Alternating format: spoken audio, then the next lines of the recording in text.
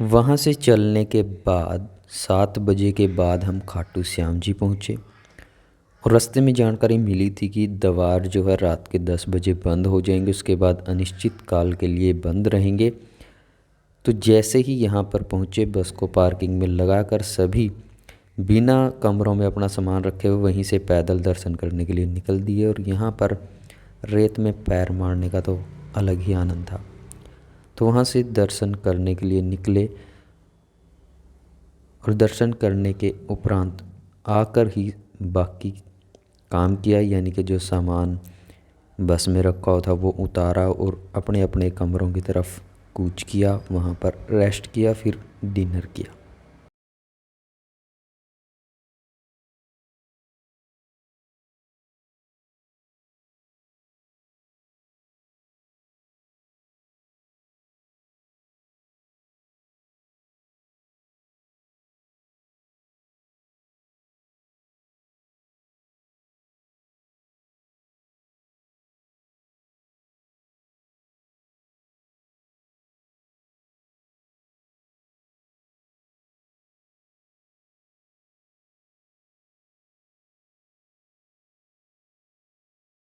कर देंगे फटाफट।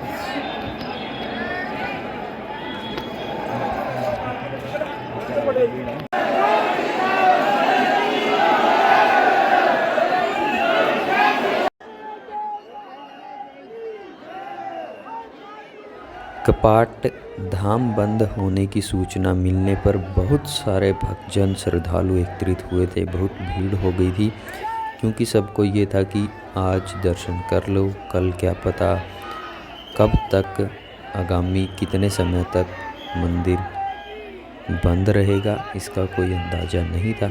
और यहाँ पर चढ़ावे के तौर पर लोग फूल बहुत इस्तेमाल करते हैं। और अगर आप भी कभी यहाँ पर गए होंगे तो आपको भी बहुत कुछ बातें पता होंगी। एक बार दर्शन करने के उपरांत दोबारा फिर से दूसरी ओर से लाइन में लगकर दर्शन करने के लिए आगे बढ़े। ज़्यादातर जितने श्रद्धालु आए हुए थे उन्होंने ऐसा ही किया कि 2 बार 3 बार दर्शन किए। और उसके बाद अगले दिन के लिए तो कह ही दिया गया था कि रात को 10 बजे कपाट बंद कर दिए जाएंगे। काफ़ी भीड़ उमड़ी हुई थी। इतने भीड़ भड़के में फिर भी शांति से सबको दर्शन हो गए थे, सभी ने दर्शन कर लिए थे।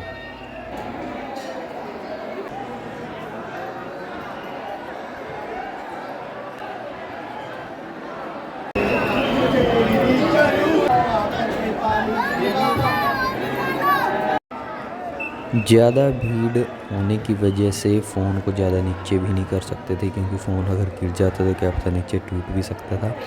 तो ऐसे में जितनी वीडियो बनी वो यही है जैसे भी बनी।